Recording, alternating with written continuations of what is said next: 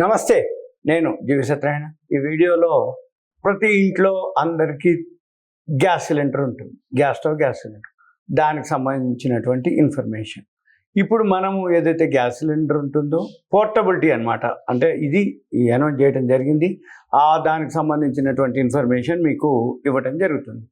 ఈ పోర్టబిలిటీ ఏదైతే ఉందో అంటే ఒకప్పుడు సపోజ్ అంటే సెల్ ఫోన్ ఉంది, మనది నెంబర్ ఉంటుంది, మనం ఇంకో దాంట్లోకి మార్చుకునేది. పోర్టబిలిటీ అంటే ఒక నెంబర్ని ఇంకొక డీలర్కి, అంటే ఇప్పుడు సపోజ్ ఎయిర్టెల్ ఉంది, లేకపోతే జియో ఉంది, టాటాకి, ఇలా మార్చుకునే పోర్టబిలిటీ ఎలా ఉందో ఇప్పుడు గ్యాస్కి కూడా అలా రావడం జరిగింది. ఆ పోర్టబిలిటీ అంటే ఎందుకు చేయాలి ఆ పోర్టబిలిటీ అంటే, ఉదాహరణకి ఎవరైతే మనకి గ్యాస్ సిలిండర్ సప్లై చేస్తున్నారో మనం వాళ్ళ సర్వీస్ మీద కానీ, అంటే టైంకి ఇవ్వకపోవటం, లేకపోతే ఇంకేదన్నా సంతృప్తి లేకపోతే వాళ్ళ సర్వీసెస్ మీద మనకు అసంతృప్తిగా ఉంటే వాటి మీద మనం మార్చుకునే అవకాశం కోసం ఈ పోర్టబిలిటీని తీసుకురావడం జరిగింది. అయితే మనం ఏదైతే మొబైల్ ఎట్లయితే సిమ్ కార్డు నెట్వర్క్ సరిగా లేకపోతే మనము వేరే ఏదైతే నెట్వర్క్ ఉన్నటువంటి కంపెనీకి మనం ఎలా అయితే మార్చుకుంటామో పోర్టబిలిటీ, దానిలాగానే ఇప్పుడు గ్యాస్ కూడా పోర్టబిలిటీ అందుబాటులోకి రావడం జరిగింది.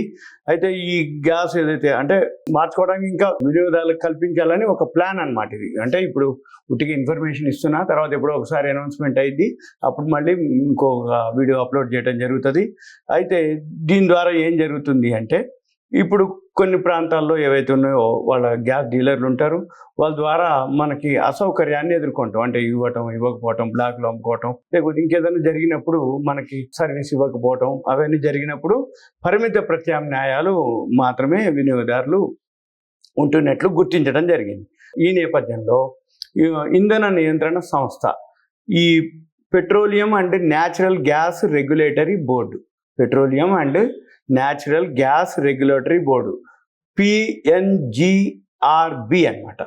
వీళ్ళు అంటే ఈ ఇంధన నియంత్రణ శాఖ ఏదైతే ఉందో వాళ్ళు ఏం చేశారు, సామాజిక సంస్థల నుంచి సూచనలు, సలహాలు ఆహ్వానిస్తుంది. ఇప్పుడు ఈ గ్యాస్ సిలిండర్ ఏదైతే కంపెనీ ఉందో, కంపెనీగా ఒకటే అయి ఉండి డీలర్ని కూడా మార్చుకునేది. ఒకవేళ డీలర్ మార్చుకోదలుచుకుంటే డీలర్ని మార్చుకోవటం, అది స్వేచ్ఛను కలిగించాలనేది ఆ బోర్డు యొక్క ఉద్దేశం. అయితే ఇదంతా ఇప్పుడు కాదు, 2013లోనే ఉంది. ఈ డీలర్ని మార్చుకునే అవకాశం ఏదైతే ఉందో ఎల్పిజి పోర్టబిలిటీ అంటారు అనమాట. ఈ ఎల్పిజి పోర్టబుల్ ఏదైతే ప్రక్రియ ఉందో 2013 అక్టోబర్లో ప్రయోగాత్మకంగా 13 రాష్ట్రాల్లో 24 జిల్లాల్లో చేపట్టడం జరిగింది. 2014 జనవరిలో దీన్ని దేశవ్యాప్తంగా 480 జిల్లాలకు విస్తరించడం కూడా జరిగింది అప్పట్లో. అయితే అప్పుడు ఒక కంపెనీ పరిధిలో డీలర్ని మాత్రమే మార్చుకునేందుకు అనుమతించారు అనమాట. అంటే అప్పుడేంటిది, ఓన్లీ కంపెనీ పరిధిలో డీలరే మారతాడు. అయితే ఇప్పుడు ఏంటిది, ఇండియన్ ఆయిల్ నుంచి ఇండియన్ గ్యాస్ వాళ్ళ వరకే డీలర్ మార్చుకోవటం అప్పుడు.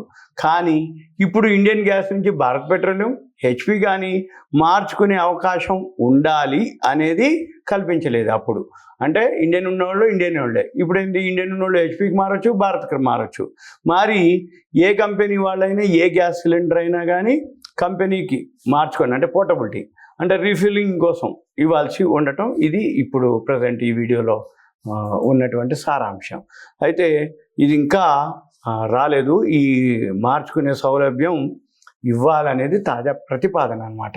ఇది ఎప్పుడో మళ్ళీ ప్రతిపాదన పెట్టిరు అంటే కొన్నాళ్ళకి అయిపోతుంది. అప్పుడు మన డీలర్ తోటి సరిగా లేదనుకోండి, ఇప్పుడు రెండు ఉంటాయి. ఒకటి, మనం డీలర్ని డిసైడ్ చేసుకోవటం, ఈ ప్రతిపాదన అయిన తర్వాత ఆటోమేటిక్గా ఈ డీలర్లు కూడా సేవలు ఏవైతే ఉన్నాయో ప్రాంప్ట్గా చేయటం, లేకపోతే ఇంకా వేరే విధంగా ఏవైతే మైనస్ పాయింట్లు ఉన్నాయో వాళ్ళు అంతా రెక్టిఫై చేసుకుంటారు. ఎవరైతే బాగా సర్వీస్ ఇస్తారో ఆటోమేటిక్గా పోర్టబిలిటీ తోటి వాళ్ళకి ఎక్కువ క్లయింట్స్ పెరుగుతారు. ఎవరైతే సర్వీస్ ఇవ్వరో ఆటోమేటిక్గా ఇక్కడి నుంచి పోతారు. కాబట్టి వాళ్ళు సర్వీస్ ఇచ్చే అవకాశాలు ఉంటాయి అనేది నా అభిప్రాయం. ఇదంతా ఒక ఇన్ఫర్మేషన్ మాత్రమే. Thank you. సెలవు.